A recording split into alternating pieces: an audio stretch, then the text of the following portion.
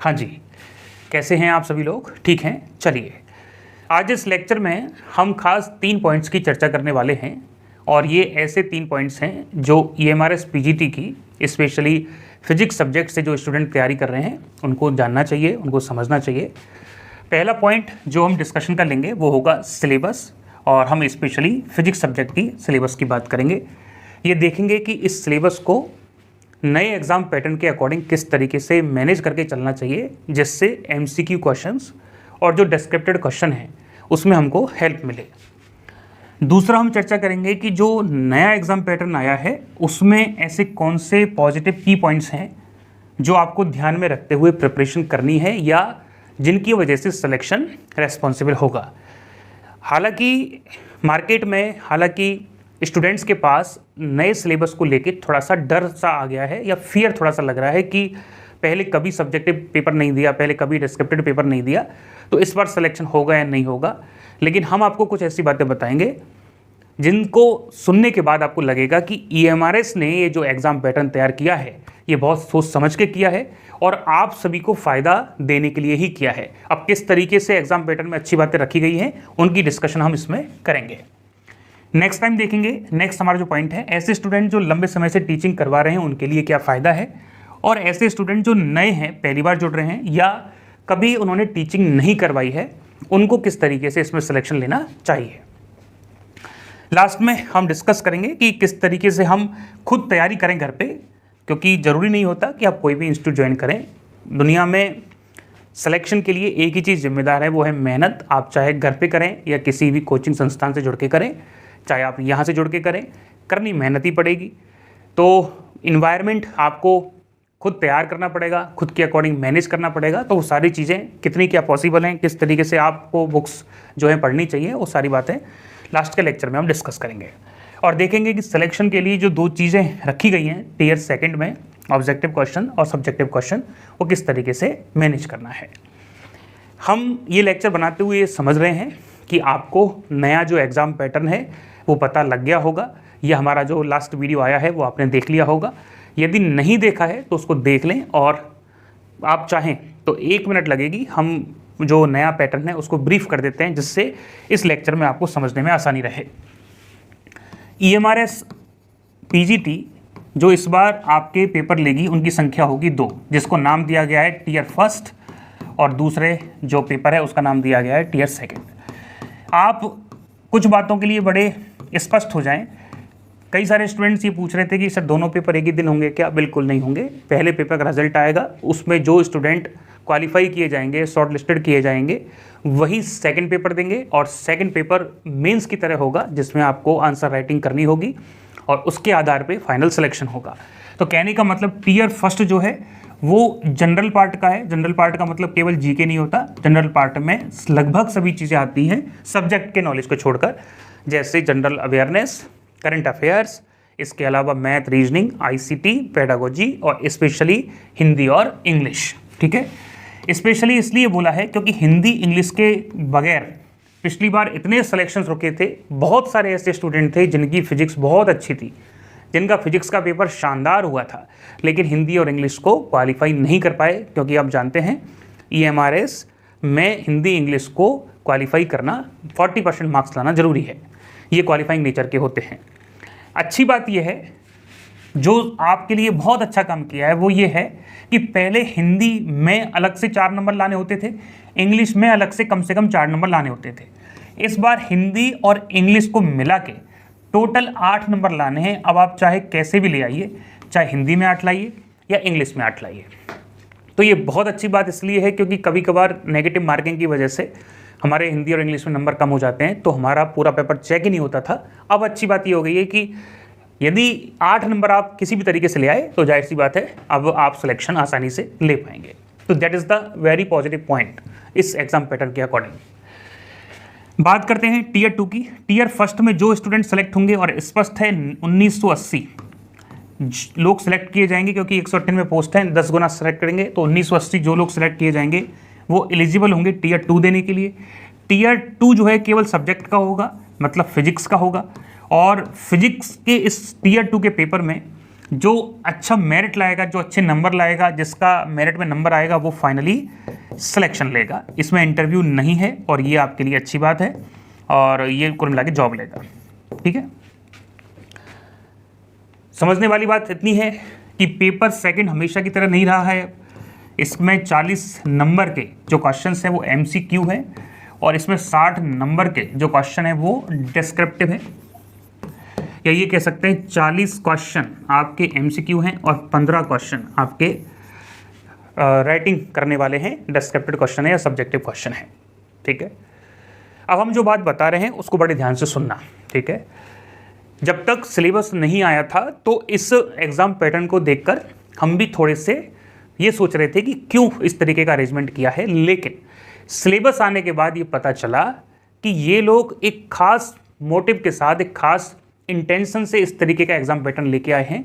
और वो इंटेंशन ये है कि पहले जो एग्ज़ाम का पैटर्न होता था उसमें केवल MCQ क्वेश्चंस होते थे, उसमें केवल न्यूमेरिकली अप्रोच वाले क्वेश्चन होते थे, उसमें डेरिवेशन का, उसमें आपके कॉन्सेप्ट राइटिंग का, उसमें पढ़ाने का कोई भी कंट्रीब्यूशन नहीं था। हम रिपीट कर रहे हैं, एग्जाम पेपर की तैयारी करने वाले दो तरीके के स्टूडेंट होते हैं। एक ऐसे स्टूडेंट जो टीचिंग बैकग्राउंड से जुड़े हैं, जो 1 साल से 2 साल से या लंबे समय से पढ़ा रहे हैं, और एक ऐसे स्टूडेंट जो पढ़ा नहीं रहे हैं, केवल एग्जाम पेपर की तैयारी कर रहे हैं।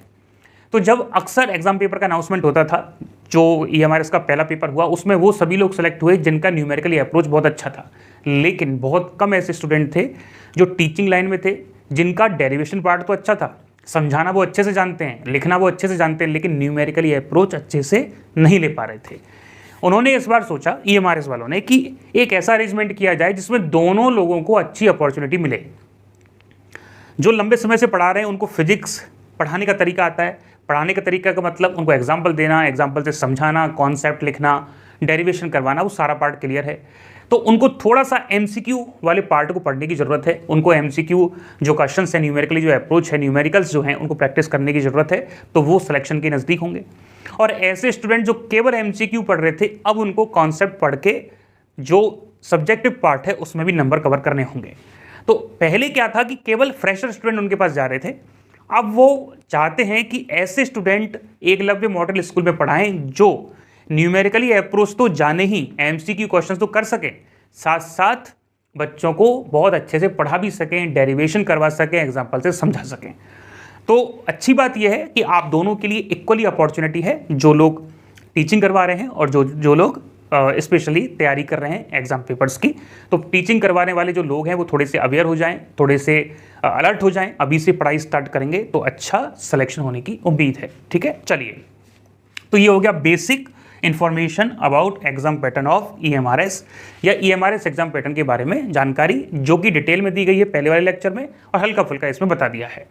अब हम चर्चा करते हैं हमारे नेक्स्ट पॉइंट की तरफ, दैट इज एग्जाम पैटर्न के क्या पॉजिटिव पॉइंट हैं जिसकी वजह से आप सिलेक्शन ले सकते हैं। ऐसा करते हैं, पहले सिलेबस की चर्चा करते हैं, that is the first point. Syllabus की यदि हम चर्चा करें तो आप बहुत बहुत बहुत ज़्यादा फॉर्चुनेट हैं, मतलब बहुत ज़्यादा भाग्यशाली हैं। ठीक है, हम सबसे पहले फिजिक्स की चर्चा करेंगे। तो हमने एक शब्द बोला है अभी, क्या, कि आप बहुत ज़्यादा, मतलब गोल्डन अपॉर्चुनिटी आपके सामने है, या आप बहुत ज़्यादा भाग्यशाली लोग हैं, क्योंकि जब तक सिलेबस नहीं आया था, फर्स्ट टाइम एग्जाम पैटर्न में जब हमने डिस्क्रिप्टेड को पेपर को देखा या डिस्क्रिप्टेड पैटर्न को देखा, तो ये रियलाइज़ हुआ कि शायद 11-12 के सिलेबस के अलावा ये निश्चित तौर पे हो सकता है कुछ टॉपिक पोस्ट ग्रेजुएशन और ग्रेजुएशन के ऐड करते हैं, क्योंकि हरियाणा पब्लिक सर्विस कमीशन का जो पेपर होता है, हरियाणा में जो HPSC का पेपर होता है, उसमें MCQ जो आते हैं फर्स्ट पेपर में प्रीलिम्स में, वो PGT लेक्चर के PGT सिलेबस के आते हैं, 11-12 के आते हैं। लेकिन जो सेकंड मेंस पेपर होता है उसमें 11-12 BSc और MSc के टॉपिक रखे गए हैं। और क्वेश्चन जरूरी नहीं होता कि हर यूनिट से आए, क्योंकि डिस्क्रिप्टेड क्वेश्चन में कोई 100 क्वेश्चन तो दे नहीं सकते। कितने देंगे? 15, 20, 25, 40, 50 भी नहीं दे सकते। 20 क्वेश्चन से ऊपर, 25 क्वेश्चन से ऊपर देना पॉसिबल नहीं है।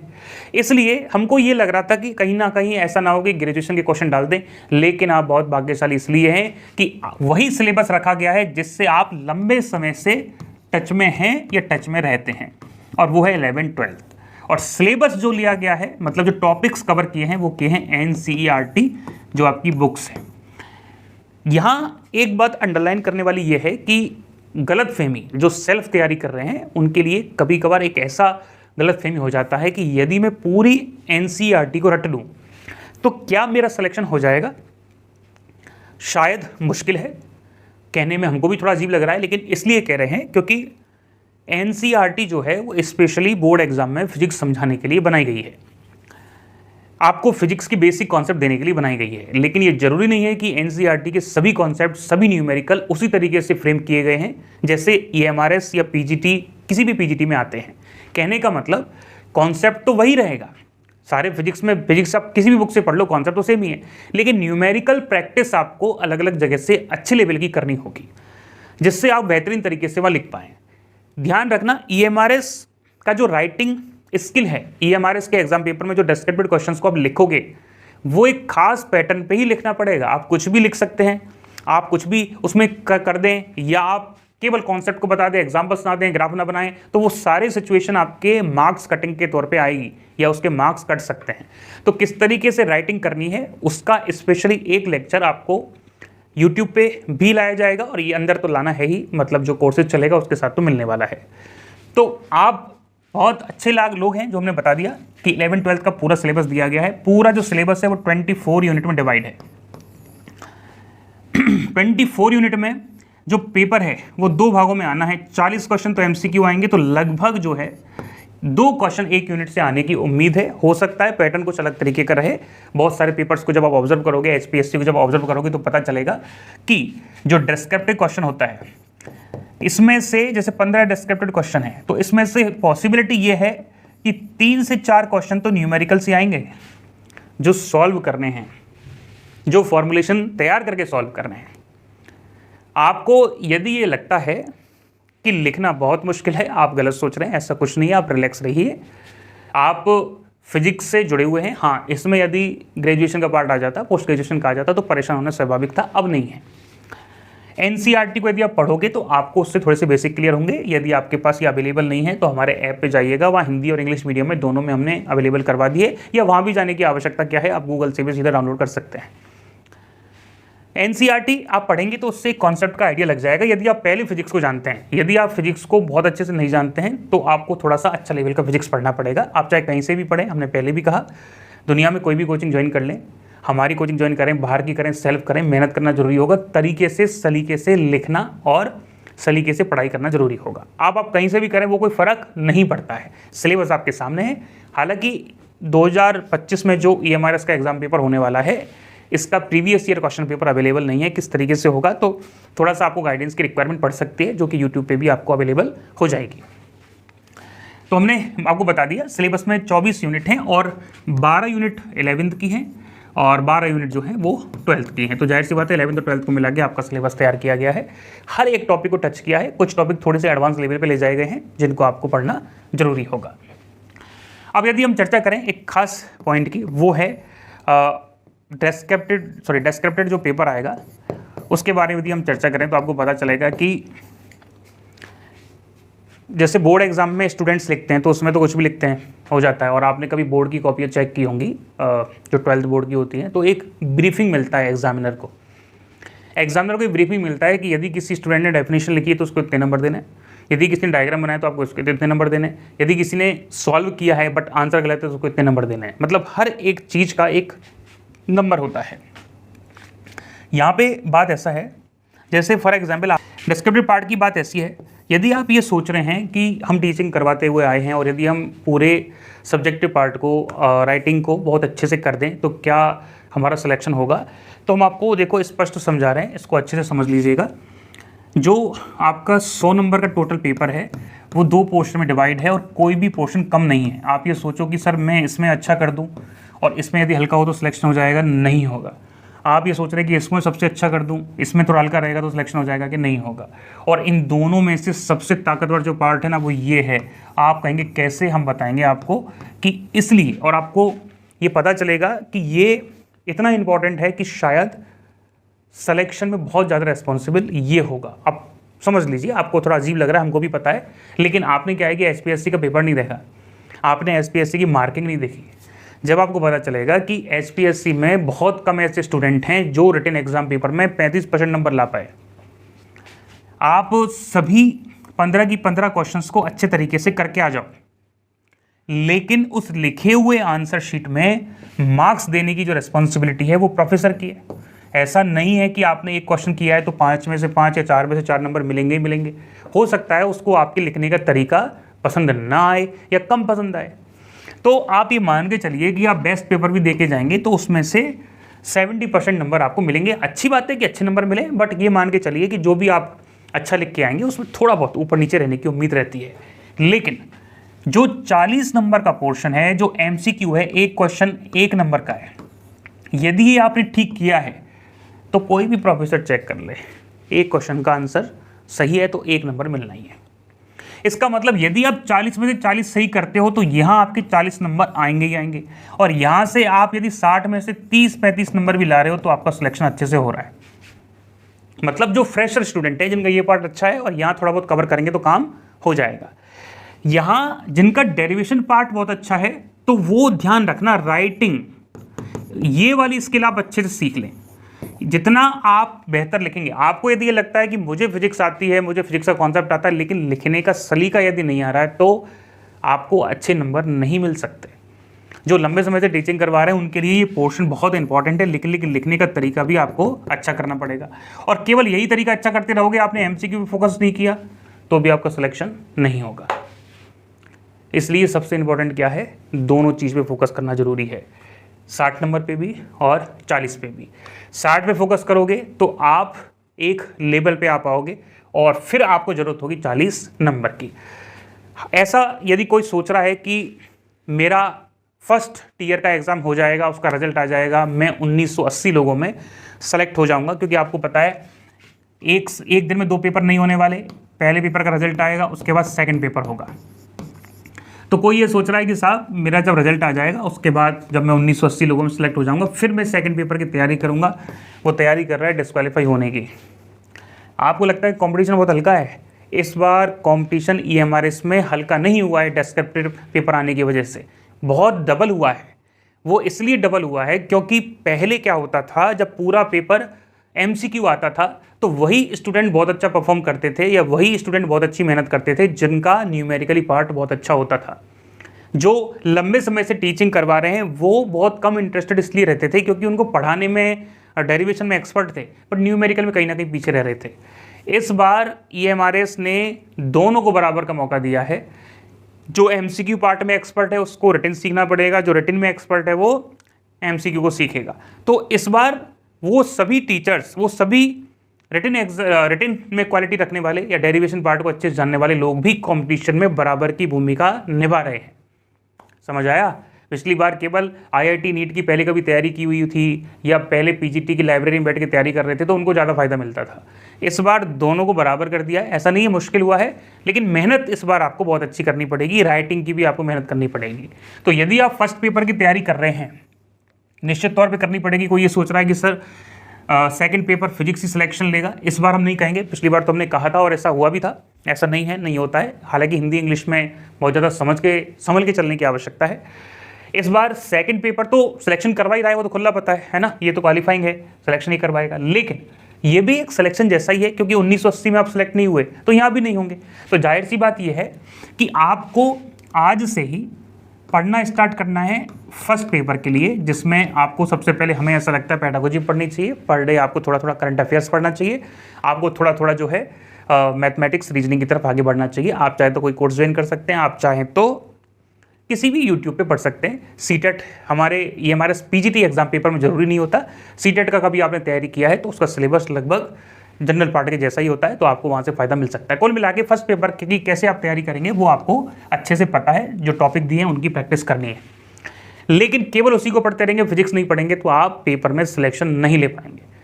हल्के फुल्के कॉन्सेप्ट को पढ़ के जाओगे तो वहाँ सिलेक्शन नहीं होगा। पिछली बार तो फॉर्मूला रट के जा रहे थे, न्यूमेरिकली अप्रोच लेके जा रहे थे तो काम हो रहा था। इस बार पूरा डेरिवेशन पार्ट आपको याद होना चाहिए। डेरिवेशन में लिखने का तरीका आपको पता होना चाहिए, ग्राफ बनाने का तरीका आपको पता होना चाहिए, डिपेंडेंसी आपको पता होनी चाहिए, क्या उसमें लास्ट लाइन लिखनी वो आपको पता होना जरूरी है। नंबर सबका मिलेगा, ठीक है, वो हम अभी सिखा देंगे, अंदर जो ऐप है उसमें भी सिखाएंगे, यहाँ भी यूट्यूब पे भी सिखाएंगे, तो वो आपको हम बता देंगे। लेकिन इस लेक्चर में हम आपको ये बताना चाहते हैं कि आप फर्स्ट पेपर का यदि पढ़ने का सेल्फ प्लान बना रहे हैं तो आपको साथ साथ फिजिक्स को भी सेल्फ पढ़ते हुए चलना चाहिए। बेस्ट ऑप्शन होता है NCERT, ये सबसे बेस्ट ऑप्शन होता है, लेकिन केवल इसी पे डिपेंडेंट रहना थोड़ा सा प्रॉब्लम कर सकता है। हालांकि डेरिवेशन पार्ट इससे बेटर कुछ नहीं है, यही ऑथेंटिक है। आप चाहें तो इससे अपने रिटन एग्जाम की तैयारी कर सकते हैं, जो राइटिंग स्किल्स वाला एग्जाम है, जो सब्जेक्टिव क्वेश्चन पेपर है, उसकी आप तैयारी इससे कर सकते हैं। आपको पूरे दिए हुए जो टॉपिक्स हैं उनका डेरिवेशन पार्ट आना चाहिए। पहले हमारे जो तैयारी करने वाले स्टूडेंट्स हैं हमारे यहाँ से, जैसे मध्य प्रदेश की, राजस्थान की, बिहार की, KVS की, तो वो जब हम डेरिवेशन पार्ट करवाते थे बोर्ड पे किसी भी टॉपिक का, तो लोग कहते थे नहीं सर, आ तो रहा नहीं है, अब तो सीधा न्यूमेरिकल आ रहा है, तो क्यों इतना अपने हैवी बुक्स बनाई हैं, क्यों आपने इतना डेरिवेशन करवाया है, कम टाइम में पढ़ा दीजिए। क्योंकि आजकल क्या स्टूडेंट शॉर्ट टेम्पर्ड हो गया, छोटे माइंड का हो गया कि साहब हमको तो एक लेक्चर में, 2 लेक्चर में, 10 लेक्चर में पूरी फिजिक्स पढ़ा दो। ऐसा पॉसिबल नहीं है। डेरिवेशन पार्ट आपको करवा रखा है, अब उसको छोड़ना नहीं है। पहले क्या करते थे आप लोग, हमको पता है सब, आप जो बुक्स आपको मिली ना, आप क्या करते थे उसमें कॉन्सेप्ट को समझा और लास्ट वाले को अंडरलाइन किया और उसी के आधार पे शॉर्ट नोट्स में लिख लिया और काम हो गया। अब ऐसा नहीं होगा। अब आपको डेरिवेशन पार्ट भी रफ कॉपी में या जो आपको शीट दिए, ब्लैंक पेज दिए, उसमें प्रैक्टिस करनी होगी। ये पैटर्न आपको हमने समझा दिया है। फिजिक्स पार्ट की तैयारी इसके साथ साथ तो करनी है, और इसमें बीच में तकरीबन आपको 45 से 60 दिन के आसपास मिलेंगे, ज़्यादा नहीं देगा। ये हमारा PGT है, ये सेंट्रल गवर्नमेंट के एग्जाम पेपर हैं, ये फालतू चीज़ों की वजह से डिले नहीं होते, जब तक तो कोई बहुत बड़ा प्रॉब्लम ना आए। स्टेट PGT तो भरोसा नहीं होता कब होंगी, लेकिन सेंट्रल PGTs बहुत ज़्यादा आगे नहीं बढ़ती हैं और इनका टाइम पीरियड फिक्स रहता है। हो सकता है 3 महीने में दोनों पेपर भी हो सकता है ना, वो डिपेंड करेगा सिचुएशन पे, क्योंकि पहली बार इस तरीके का काम हो रहा है, तो सिनेरियो बदल भी सकता है। लेकिन बहुत ज़्यादा संभावना ये है कि दोनों पेपरों की आपको तैयारी के लिए ज़्यादा से ज़्यादा 3 से 4 महीने ही दिए जाएंगे। ठीक है, तो आप इसके अकॉर्डिंग अपनी प्रिपरेशन को कर सकते हैं। हमारे यहाँ से आपको जो फैसिलिटी मिलेगी वो ये मिलेगी, हमने पहला भी डिस्क्लेमर दे दिया है, पहले हमने सारी बातें बता दी हैं कि सेल्फ तैयारी करने वाले आराम से तैयारी करें। आपके पास जो नोट्स अवेलेबल हैं उनसे प्रैक्टिस करें। NCERT चाहे तो हमारे ऐप से डाउनलोड कर लें, चाहे आप गूगल से डाउनलोड कर लें, उसको अपने पास रखें, ऑफलाइन में भी रख सकते हैं। लेकिन केवल उसके भरोसे रहोगे तो थोड़ा सा क्या है कि जो MCQ पार्ट है वो थोड़ा डाउन हो जाएगा, डेरिवेटिव पार्ट तो अच्छा हो जाएगा, कोई प्रॉब्लम नहीं है। लिखना कैसे है वो हम ऐप पे भी बताएंगे, यूट्यूब पे भी बताएंगे, और साथ साथ बहुत सारी ऐसी चीज़ें जो सिलेक्शन के लिए ज़रूरी है वो भी सारी डिस्कस करेंगे। हमारे यहाँ से जो ऐप आ रहा है, हमारे यहाँ से जो नया कोर्स आ रहा है वो 24 अक्टूबर को आएगा, और ये एक ऐसा कोर्स हमने डिज़ाइन किया है जिसमें खास तौर पे डेरिवेशन का जो पार्ट है, जो डिस्क्रिप्टेड क्वेश्चंस हैं, उनको भी खास तौर पे तैयारी करवाने के लिए रखा गया है। आपके घर पे मटेरियल पहुँचेगा फिजिक्स का, जिसमें बुक्स होंगी, जिसमें शीट होंगी, जिसमें प्रैक्टिस के लिए कंटेंट अवेलेबल रहेगा। आपको ऐप पर भी ऑनलाइन भी कंटेंट अवेलेबल रहेगा। कुल मिला के आपको काफ़ी फैसिलिटी दी जाएंगी जिससे आप इस EMRS के पेपर में बेहतरीन सिलेक्शन कर सकें। आप चाहें तो इन सारे कंटेंट के लिए हमारा जो टेलीग्राम ग्रुप और व्हाट्सएप ग्रुप है उसका डिस्क्रिप्शन में लिंक दे रखा है, उसको ज्वाइन कर सकते हैं। और ये सारा जो कोर्स का अनाउंसमेंट है यूट्यूब पे भी होगा, और आप चाहें तो PGT फिजिक्स पॉइंट, ये हमारा ऐप है, इस ऐप को आप डाउनलोड कर लें, लिंक डिस्क्रिप्शन में है, या प्ले स्टोर से जाके डाउनलोड कर लें।